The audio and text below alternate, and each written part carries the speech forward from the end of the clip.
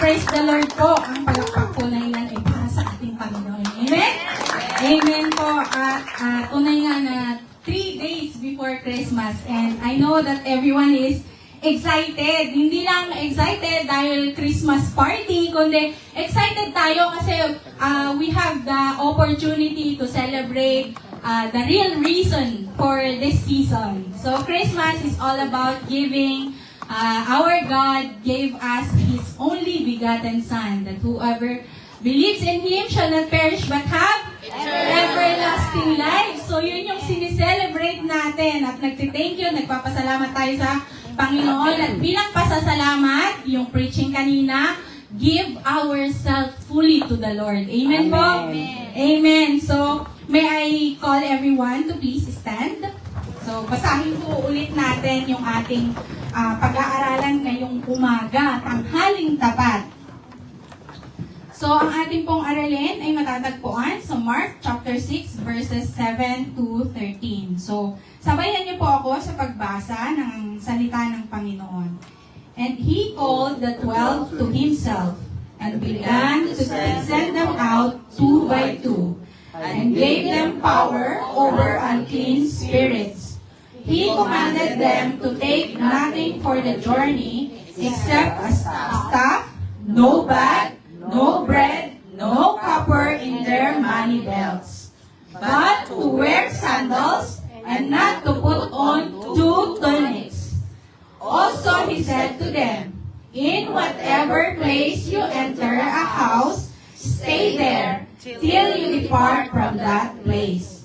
And whoever will not receive you, nor hear you, when you depart from there, shake off the dust under your feet as a testimony against them.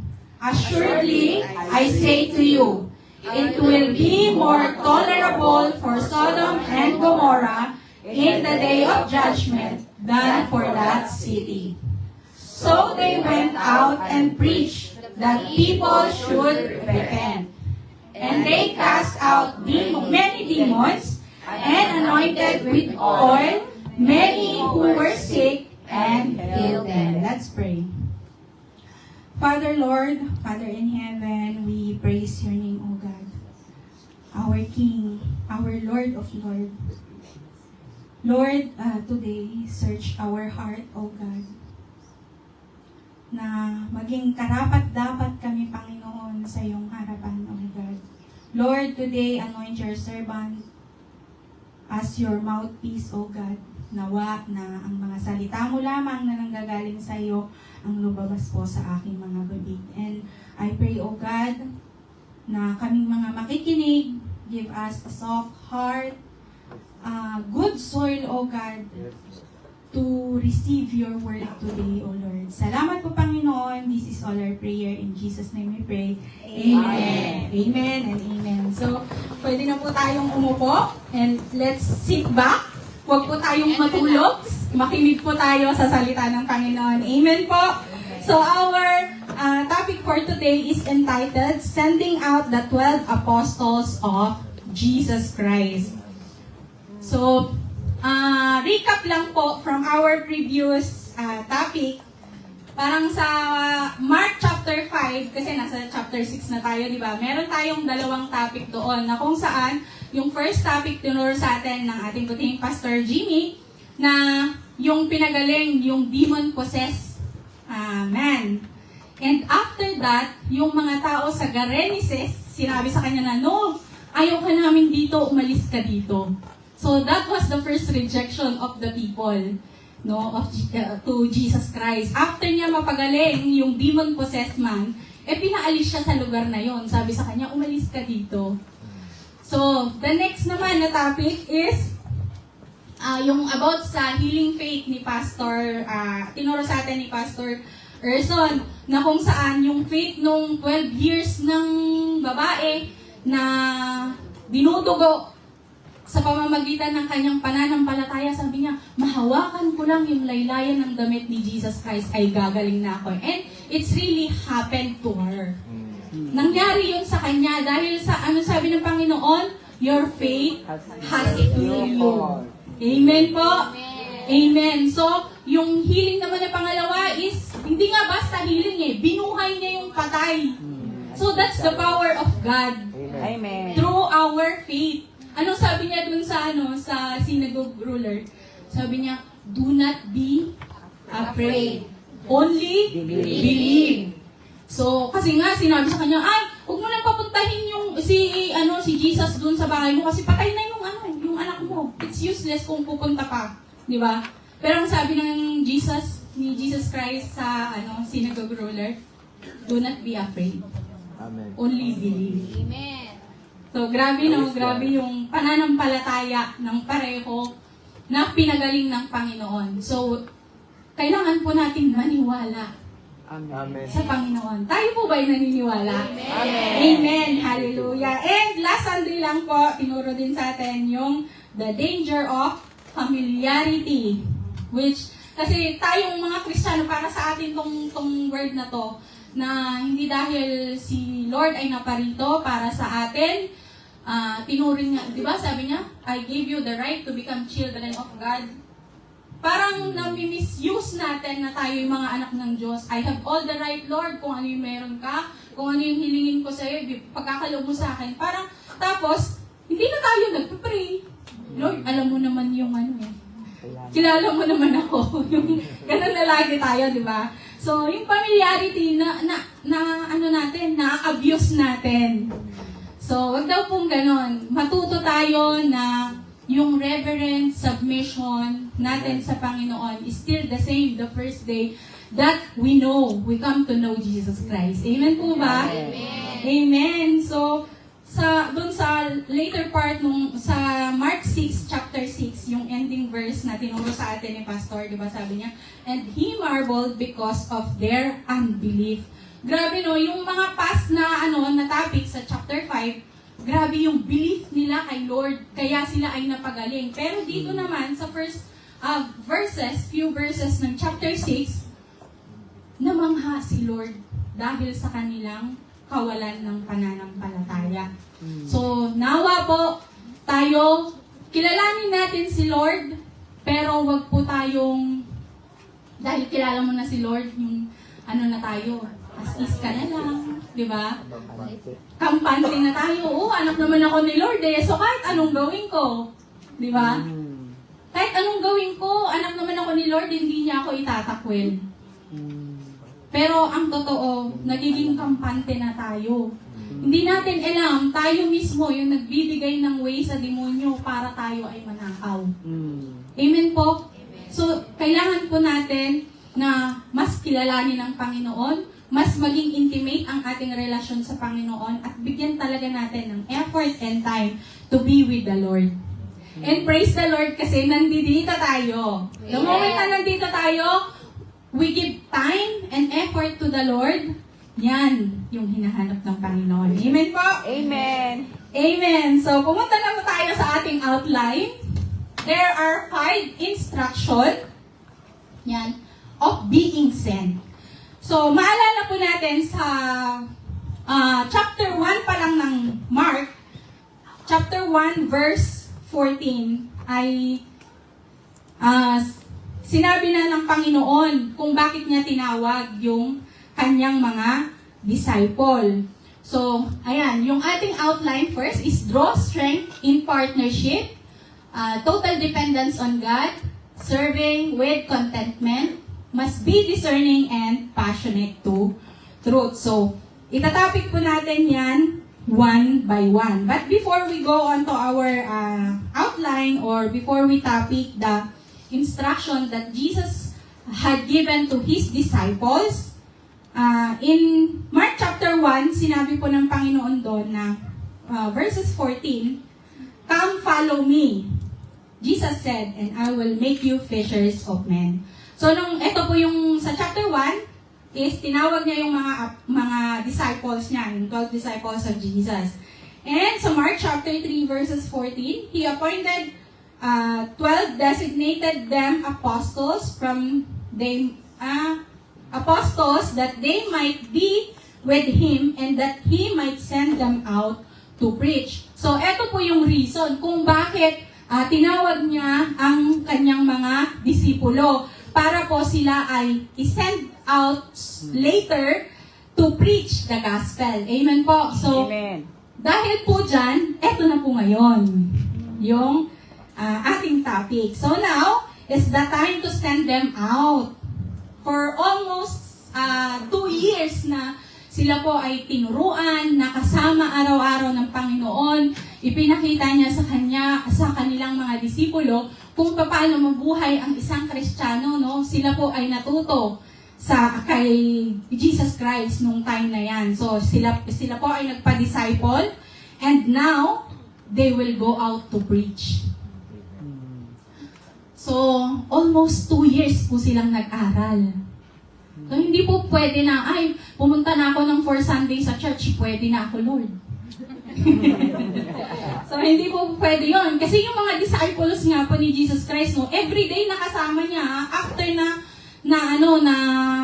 tinawag niya. So tinuruan niya, disciple niya for almost 2 years. So everyday yon. Tayo nga every Sunday, halos 1 hour lang yung ating discipleship training di ba?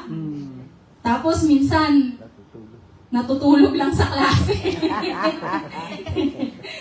So, okay lang po yun. As long as our availability, we give it to the Lord. Amen po? Amen. Kaya po, pag ini-encourage tayo mag-disciple po tayo mga kapatid. Amen. Kasi po, para ma-ready tayo to be sent out.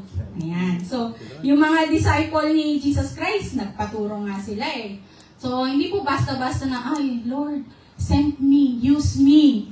Yun yung prayer mo, pero hindi ka pa natatapos sa 101. Di ba? So, kailangan po na bago natin sabihin na, Lord, use me, here I am willing. Ang prayer po natin, I am willing, Lord, to be your disciple. Amen. Yan, amen po. Kasi baka mamaya, hindi naman sa yung pinupuntahan mo, hindi pala yun yung binigay ni Lord na instruction sa atin.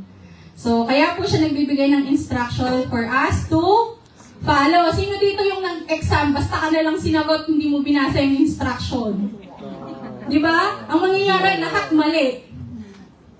So, eto po, nagbigay sa atin ang Panginoon, nagbigay siya ng instruction sa mga disipulo niya, tinuruan niya, nagbigay siya ng instruction. So, our first instruction, yan. Today, gagamitin po natin yung expository teaching. Verse by verse po natin aaralin yung 7 verses. So, number 1, draw strength in partnership. Sabi niya sa verse 7, and he called the 12 to himself and began to send them out 2 by 2. So, bakit po kaya 2 by 2? Kasi, di ba, tayo, pag halimbawa, di ba, itong mga disciples kasi, isi-send sila outside. So, parang, tayo po ba, pag inutusan, gusto natin syempre nang may kasama, di ba? So, Jesus knows that. Alam niya Tao din kasi si Jesus Christ, di ba, nagkatawang tao. So, alam niya what exactly we are. So, kailangan natin ng kasama. So, he sent them 2 by 2. Pwedeng isa-isa naman sana. No, mas marami sana mapupuntahan kasi 12 sila Pero kasi, baka pag ikaw lang mag-isa, hindi mo kilala, wala kang alam dun sa pupuntahan mo, di ba medyo nakakatakot yon. So, God is really good. He knows everything. He sent them 2 by 2. So, ang reason po kung bakit 2 by 2, according to the Jewish law, sabi niya po sa John 8:17, it is also written in your law that the testimony of 2 men is true. Ayun. Ayun po pala, mas totoo yung dalawang testimony na the same. Kasi may magpapatunay na yun yung katotohanan. Even sa korte, di ba? Pag ikaw lang mag-isa, walang ibang magko-corroborate ng statement mo, mahirap patunayan. Pero pag dalawa kayo and corroborated yung statement nyo, parehas, the same, so it's true, it's valid. So yun po yung sinasabi. Kaya po, sinend sila 2 by 2. So another reason kung bakit 2 by 2 is sa Ecclesiastes chapter 4 verse 9 to 11. 9 to 12. Two is better than one. Amen? By experience and at the same time, biblical. Two is better than one. Sabi niya po sa verse 9, two are better than one because they have a good reward for their labor. So letter A is two is better than one. Good reward. I-compare mo yung nagawa ng iisa lang sa nagawa ng dalawa. Di ba mas maganda? Kasi kung dalawa kayong magtutulungan, yung isa magsasabi na, banking, hindi pantay, no? May magsasabi na, hindi pantay, ayusin natin. Diyan sa kabila, ganun. Merong dalawang magtutulungan, mas better. So, it's really, two is better than one. By experience and at the same time, biblical. So, sa letter B, will lift up his companion. So, sa verse 10, sabi niya dyan, for if they fall, one will lift up his companion, but woe to him who is alone when he falls, for he has no one to help him up. So, walang tutulong sa'yo. Pag nadapa ka, walang tutulong para tumayo. Tulungan mo sarili mo. I-comfort mo sarili mo. Parang ganun, no? Parang tayo. Pero, pag nasa Panginoon ka, merong kapatiran na tutulong sa'yo. Amen? He will lift you up kapag nangihina ka. Kasi aminin natin sa sarili natin, hindi talaga natin kaya. It's either God will help us and God will use another person to help us. Amen po? Amen. So, letter C. Letter C, keep you warm. Uy, winter ngayon. Pag may kasama ka, may katabi ka sa higaan mo, di ba mas warm?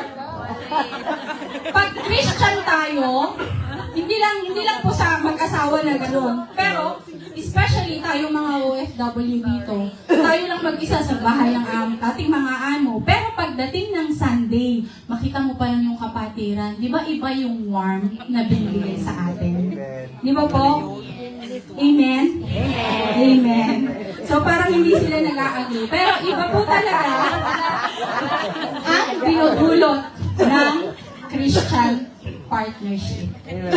When we say Christian partnership, pag tayo ay nanlalamig sa Panginoon, kapatiran din ang magbibigay sa atin, ng magbabalik sa atin, encourage us to mag-apoy ulit sa Panginoon. Amen po ba? At saka po yung baga, pag hiniwalay mo yan, mamamatay yan sooner or later. Pero pag ang kasama mo, pareho mong nagbabaga, pareho mong Kristiyano, mas lalong mag-apoy, mag-iinit sa Panginoon. So, amen po ba? Amen. So, number 4 reason kung bakit 2x2. Not quickly broken. Oh, yung mga broken dyan.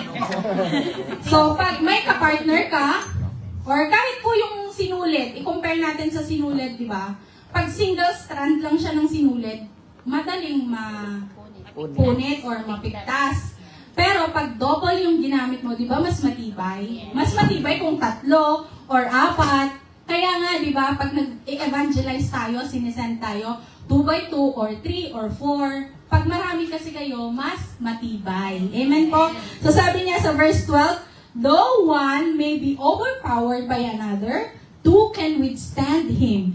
And threefold cord is not quickly broken. So, hindi po madaling mapigtas or masira. Mas matibay, mas matatag, mas malakas. Amen po ba? Amen. Amen. So, at saka parang mas matapang tayo to go out and preach the word pag meron tayong kasama. So that's the importance of having a Christian partner. Amen. So ang galing ni Lord, no? Amen. Amen? Amen. Hallelujah. So sabi niya sa verse 7b, and gave them power. So, He sent them 2 by 2, and at the same time, He gave them power over unclean spirits. So, may kapartner ka ng mag-evangelize. At the same time, God has given you the power. His power. The power that comes from Jesus Christ. Amen. Nakita na natin kung ano yung power ni Jesus Christ, di ba? He has the power to heal. He has the power to trample the scorpions and the snakes. The bad spirit. He has the power. He has the authority. Ang sabi ng Panginoon. And He gave the power. The same power that has given to the apostles. So when God is sending you, He will sustain you.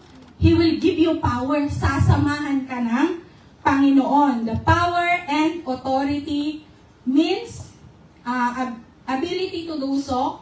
He is giving them the right na talunin, puksain yung masamang espiritu na may encounter nila along the way or habang sila ay nagpe-perform, nagpe-preach outside. So, yun po yung binigay ng Panginoon. Sabi niya po sa Luke 10:19, Behold, I give you the authority to trample on serpent and scorpions, and over all the power of the enemy, and nothing shall by means hurt you. So, yun po yung power na binigay dun sa 2 by 2 na sinend ng Panginoon. So, all set, all ready. Tayo na lang ang kulang or hindi pa. So, are we ready to be sent out? Amen. Amen. So, that leads us to the second instruction. Number 2, total dependence on God. Yan, total dependence of God. Though God has given us the power, He gave the power to His apostles, no, God wants them to have the total dependence on God in whatever they do. Sabi niya po sa verse 8 and 9, He commanded them to take nothing for the journey except a staff, no bag, no bread, no copper in their money belts, but to wear sandals and not to put on 2 tunics. Can you imagine na uutusan ka ni Lord, tapos to preach the gospel, and then sasabihin niya sa'yo, wala kang dadalhin iba, kundi yung staff, yung baston. Kasi po, during nung time na to, naglalakad lang ang mga tao, walang mga sasakyan nun, hindi ka pwedeng, para sa mama, ihatid mo ako, mag-evangelize ako. Ngayon, pwede nang gawin yun eh. Noon kasi hindi. Maglalakad ka talaga. So, inalaw ni Lord na magsuot ka ng sandals. Meron kang dala na baston. Yung pag nag-hiking, yung mga mahilig mag-hiking, di ba meron sila yung sa stick, yung staff. Pero that's a reminder na if we bring our staff, it's a reminder that God is protecting us, comforting us. Diba sabi niya dun sa sa Psalms 23? Even though I walk through the valley of shadow of death, I will fear no evil, for you are with me. Your rod and your staff, they comfort me. So, yun lang yung dadalhin mo na inalaw ni Lord while the Lord Jesus is sending you out. Sabi niya, isuot mo yung sandals mo, yung staff mo, dalhin mo, pero wala kang dadalhin na bread, na bag. Kasi yung bag, lagayan ng mga abubot, lagayan ng pera, usually, di ba? Make-up. Lagayan ng, ng trucks. Sabi niya, huwag ka na magdala niyan. Lahat ng mga material na bagay, Lord, baka magutom ako, sige, bread na lang. Ay, hindi pwede. Hindi mo rin dadalhin yan. Sige, pera na lang, Lord, wallet ko na lang. Ay, hindi rin, sabi ng Panginoon. Hindi mo yan dadalhin. But you can wear your sandals. O, at least pinagsapatos ka. Kung nakapaa ka, mas malala, di ba? At least God has allowed us to wear our sandals. Kasi nga, kung maglalakad ka nga naman, put-put na yung paa natin. So, wear your sandals, but not to put on 2 tunics. Ito po kasi yung tunics, parang shirt. Nung unang araw, ang mga nila is yung, di ba, yung whole na damit, long sleeve, tapos So, sabi niya, huwag ka daw maglagay ng dalawang ganon. Kasi, noon daw po, yung mga Jew, pagka nagta-travel, nagsusot sila ng dalawa noon sa katawan. Kasi nga, kung saan po sila abutan ng gabi, doon na sila matutulog, yung isa tatanggalin nila yung pangkumot nila or panglatag nila sa sahig. So, ang paalala ng Panginoon, huwag kang magsuot ng dalawa. Isa lang dapat. So, na-picture out nyo ba? Kung ano yung magiging sitwasyon natin pag tayo ang nasa sitwasyon ng mga disipulo ni Jesus Christ. So, parang ganito po yon. So, sabi ng Panginoon, pwede po ba tayong tumayo? Sige. Amen. Ayan. So, pagtayo natin, kung ano yung itsura natin, yan na yun. Sabi ng Panginoon, mag-evangelize ka. Dalawa kayo. Yung katabi mo, dalawa. Wag daw, yung mga naka-jacket, tanggalin ninyo. Kasi, isa lang, di ba? Sabi niya, not to put in total. Yung cellphone, maaari siguro, wala kasing cellphone noon, di ba? Ngayon, everything we have, accessible, di ba? Pero kung tayo po ba ay isisend ng Panginoon na ganito yung sitwasyon, hindi po kaya tayo matatakot? Sige po, pwede na po tayo umupo. Meron kayang mag-aalinlangan sa atin pag tayo inutusan ng Panginoon? Wala kang pera. So, maglalakad ka lang talaga, hindi ka sasakay. Wala ka rin extra na pagkain. Naka-fasting ka. So, that's why, yung tinuturo po ng ating Panginoon, total dependence on God. Ayaw niya kasi na, yung mga bagay tinuturo dito ng Panginoon, that all the things of this world are kinoconsider na, parang distraction dun sa mission mo. So, God is teaching the disciples to 100% totally dependence on God. On whatever they need, God will provide.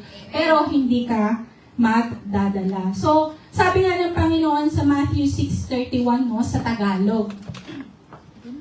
Yan. Kaya, huwag kayong mag-alala na baka kayo kapusin sa pagkain, inumin o damit. Hindi ba't ang mga hintel ang nababahala tungkol sa mga bagay na ito? Alam na ng inyong Ama na nasa langit na kailangan ninyo ang lahat ng ito. Sa 33, sabi niya, but seek ye first the kingdom of God, and all these things shall be added unto you. Ngunit higit sa lahat ay bigyang halaga ninyo ang kaharian ng Diyos at ang pamumuhay ng ayon sa kanyang kalooban, at ibibigay niya sa inyo ang lahat ng mga bagay na ito. Seek ye first the kingdom of God. Ang tanong po, yung mga disciples po ba, they are seeking God first?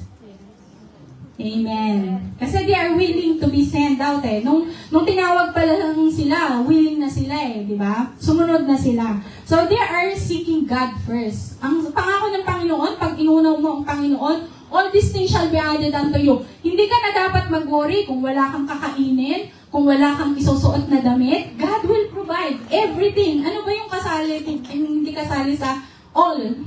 Di ba wala? All nga eh, all. All. So, in Luke 22:35, ang sabi po niya dyan, yan. And he said to them, when I sent you without money bag, knapsack, and sandals, did you lack anything? So, tinanong sila ni Jesus. Tapos ang sagot nila, so they said, nothing. Hindi sila nagkulang. Kasi nga, God will provide. When God says, huwag ka na magdala niyan, huwag ka na magdala, kasi si Lord na ang bahala sa'yo. Yun yung gustong ituro ni Jesus Christ sa mga disciples niya. Total dependence on God. So, that's the point of the moment that Jesus is not trying to deprive them, but trying to teach them dependence He does not want them to depend on themselves, but to Him only. Amen. Amen po? Being sent needs to be total dependence on God. And number 3, serving with contentment. Serving with contentment. Sabi niya po sa verse 10, also, he said to them, in whatever place you enter a house, stay there till you depart from that place. So, mind the word, stay there. Manatili. Huwag daw po tayong lipat-lipat. Sabi ng Panginoon, bilin niya, stay there, be content. Alam niyo po mga kapatid, yung total dependence on God, the key is be content. Amen. Kung ano yung meron sa harapan mo, be content. Amen. Kasi the more na you are, ay, this is not enough, I want this one, I want that one, gusto ko din yun, gusto ko rin yun, Lord. Pwede ba, gusto ko rin yun, gano'n. So, the moment na gano'n yung nasa isipan natin, hindi talaga tayo magiging kontento. At yung ating total dependence on God, hindi natin yun magagawa, hindi natin yun makakamit. Kasi nga, we're looking after one, after another, after another. So, tinuturuan po ni Jesus Christ, yung kanyang mga disciple, that if we serve God, we serve with contentment. So, nung time po na to, sila po ay magpipreach, and at the same time, di ba, they will heal, they will anoint oil, because God has given them power. So, kung ano yung ginagawa exactly ni Jesus Christ, yun din yung gusto ni Jesus Christ na gawin nila. So, etong time na to, maaaring, kaya binilin sila ni Jesus Christ, binigyan sila ng instruction to stay there. Kung sino yung bahay na nagpatuloy sa iyo, dun ka mag-stay. Kasi nga, may tendency na, ay, nagpapagaling sila. May mag-o-offer, mas mayaman, mas malaki yung bahay, may aircon, di ba? So, pag in-offer ka, pupunta ka kasi mas komportable ka doon, di ba? Pero, ang instruction ni Lord, kung may bahay na nagpatuloy sa'yo, stay there. Maging kontento ka kung ano yun. Kung nilagang kamote ang ulam mo doon at mas sanay ka sa karne, tapos i-offer ka ng kabila na dito, puro mga kare-kare, lechon baboy, lechon manok ulam namin. Di ba? This world has a lot to offer. But God is saying us na be content. Kung ano yung meron ka ngayon, stay there. The same as where you belong in the church, stay there. Manatili ka doon. Kasi doon ka mag-uugat, doon ka mag-flourish, doon ka lalago, doon ka mamumunga. Amen po? Amen. Hindi pa tayo nakakaugat, lilipat na naman tayo. Tapos, mag-uugat ka pa lang, lilipat ka na naman, lipat ka ng lipat. Ang nangyayari, naging dwarf ka na. So, hindi ka lalaki. Diba? So, Jesus Christ is giving them instruction na kung tutuusin, madali lang naman sundin. Sana. Kung makikinig tayo sa instruction. Sabi ko nga po kanina, pag tayo nag-e-exam at hindi natin sinunod yung instruction, ano mangyayari sa atin? Masisiro tayo. Babalik na naman tayo ng grade 1. So, ayaw po natin mangyari yun. When God is giving us instruction, we should follow. Amen po. Sabi niya po sa Philippians 4:11-12, I am not saying this because I am in need, for I have learned to be content whatever the circumstances. I know what it is to be in need, and I know what it is to have plenty. I have learned the secret of being content in any and in every situation, whether well-fed or hungry, whether living in plenty or in want. So, si Paul po ang nagsasalita nito, di ba? Marami siyang naranasan na any kind of circumstances in his life, na nakulong siya kahit wala siyang kasalanan. Pero, sabi niya, he learned to be content. Kasi alam niya kung meron, wala. Kung ano lang yung nandyan, yun ang pinagpapasalamat niya sa Panginoon. He learned to see the good in every bad situation. Si Paul. So, yun din yung nais niya, na tayong mga Kristiyano, maging kontento tayo kung ano yung meron tayo ngayon habang pinagpipray natin. And kung ano ano yung mga wala. And God will give as long as we seek the Lord first. Amen. So, yung tendency po kasi nito, yun nga, yung nasabi ko kanina na baka may mag-offer, hindi natin alam. So, if you are in that situation, sabi ng Panginoon, at least alam mo na, maging kontento ka kung saan ka pinatuloy, doon ka na hanggang sa matapos yung mission mo in that place.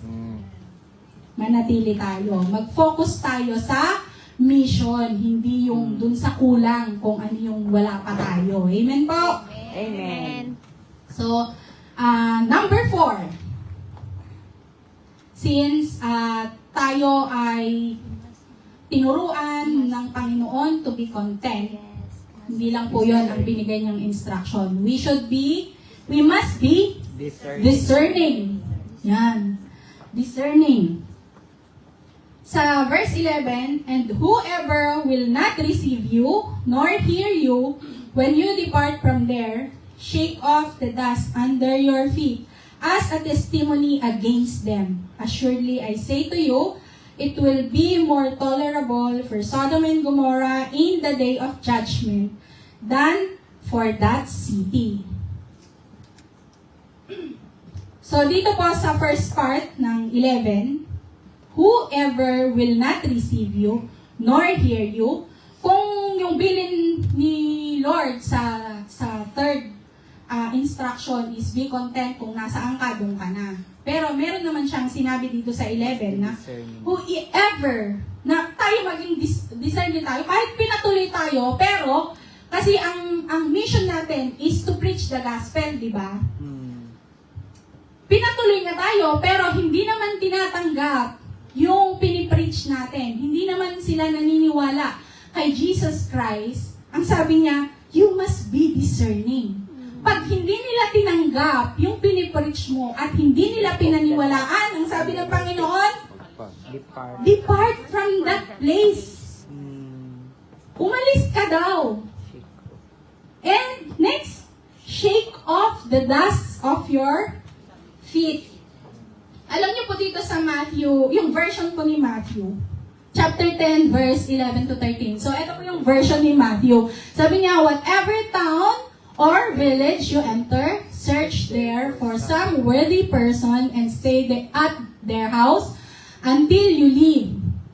As you enter the home, give it your greetings. If the home is deserving, let your peace rest on it. If it's not, let your peace return to you.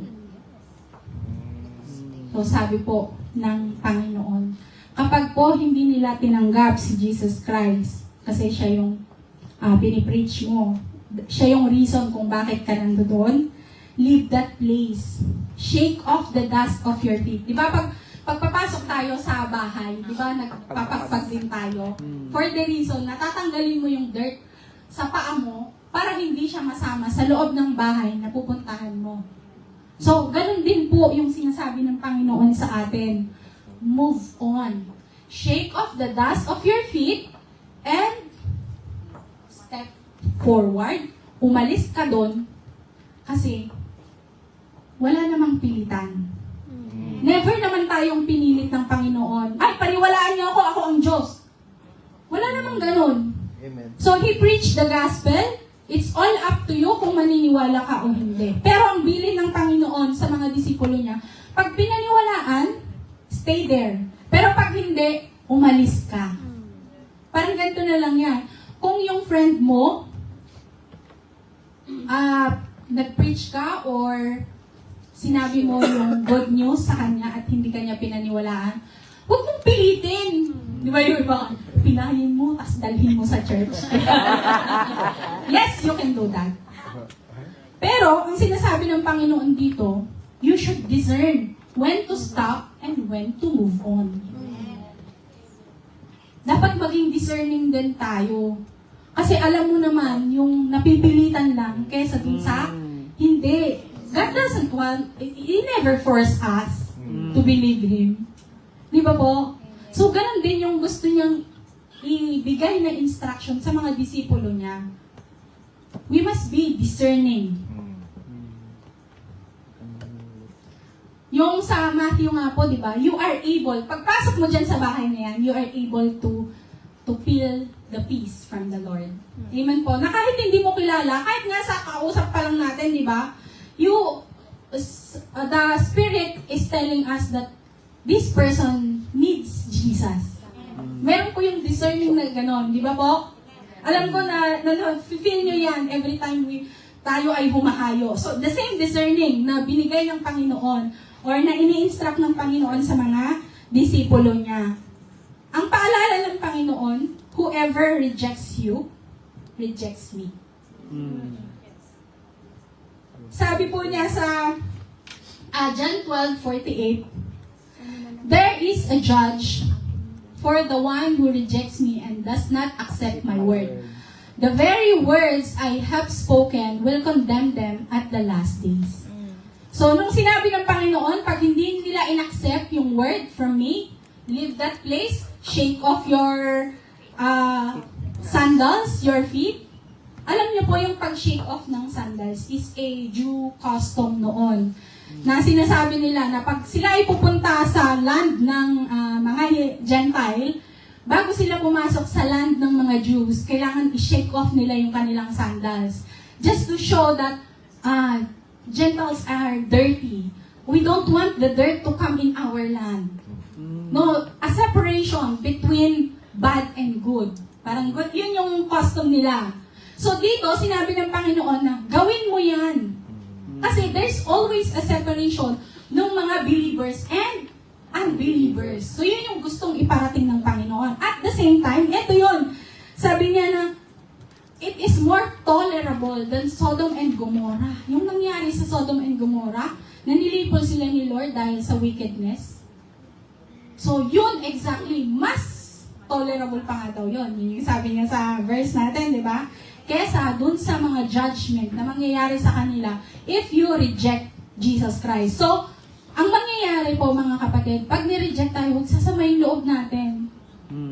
Amen. Magpatuloy lang tayo. The same, kung ano yung ginawa ng Panginoon. He got rejected, di ba? After niya pagalingin yung demon-possessed man, sinabi sa kanya ng mga tao na, hindi, umalis ka dito, ayaw ka namin dito. So, he moved on. He go to the other places. Pumunta siya sa Nazareth. Hindi rin siya makapag-perform doon dahil hindi sila naniniwala. Pero, hindi po yun nakahadlang sa Panginoon para hindi na ipagpatuloy kung ano yung mission niya talaga. Nagpatuloy pa rin siya. So, those are circumstances na pwedeng ma-encounter ng mga apostles niya during that time. So, sinabi niya that if you got rejected, it's me that they reject. Move on. Shake off the dust of your feet and step forward. Umalis ka sa lugar na yan. So, paalala po yun sa atin. Kahit po sa mga kaibigan po natin na hindi po sila naniniwala, kahit pilit-pilitin mo, yung kulang na lang talaga, pilayin mo para madala dito. Di ba po? Kasi hindi naman po tayo ang makakapagpabago sa kanila. Amen. Kay Jesus lang. So, we should know when to move on. Don't spend your energy, your time, para lang sila ay, sige, kahit anong gusto, binibigay mo, sinasamahan mo. Tapos, yung gawain sa Panginoon, nane-neglect na natin. Kasi akala natin na kapag sinuyo-suyo natin, later on, pupunta sila. Hindi po tayo ang makakagawa nun, si Lord lang. Amen. So, we move on, stay where you are, kung ano yung pinapagawa sa atin ng Panginoon, yun pa rin ang gawin natin, and we pray for them. Amen po? Amen. Amen. Amen.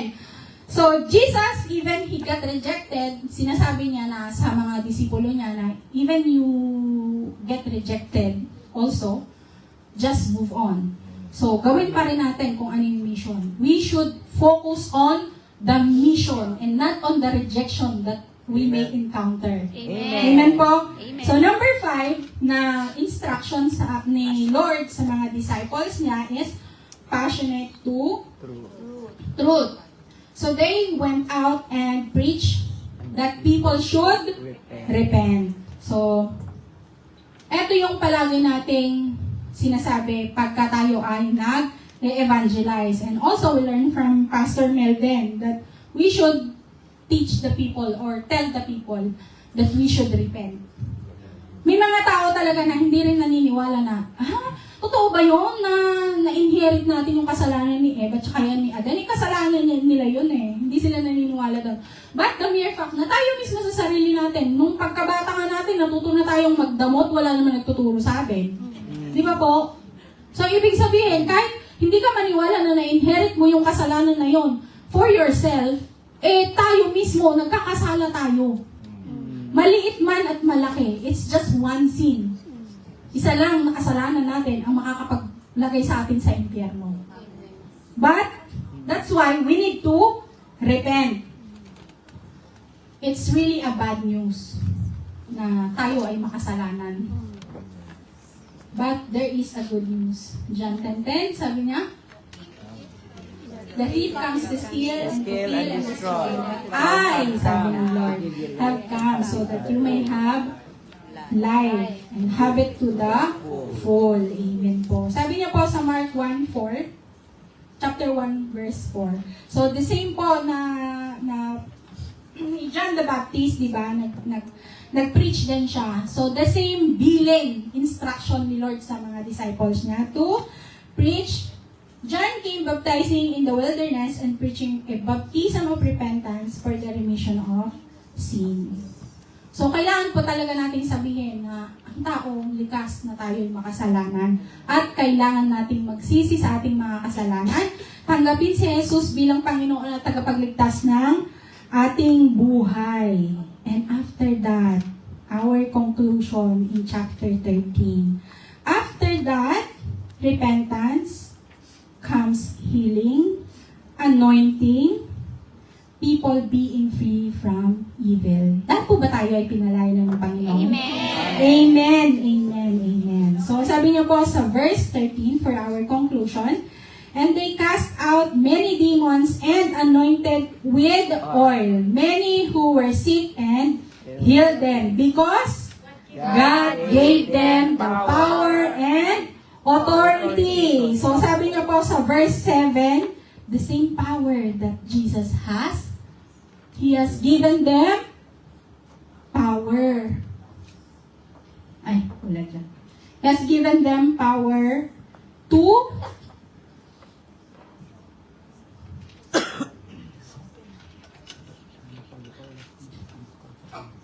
He has given them power over unclean spirit. So, for our life application po mga kapatid, serious servant of God should follow instruction for a successful mission. Number 1, draw strength from in partnership, total dependence on God, serving with contentment, must be discerning and passionate to truth. Let's all bow down and pray.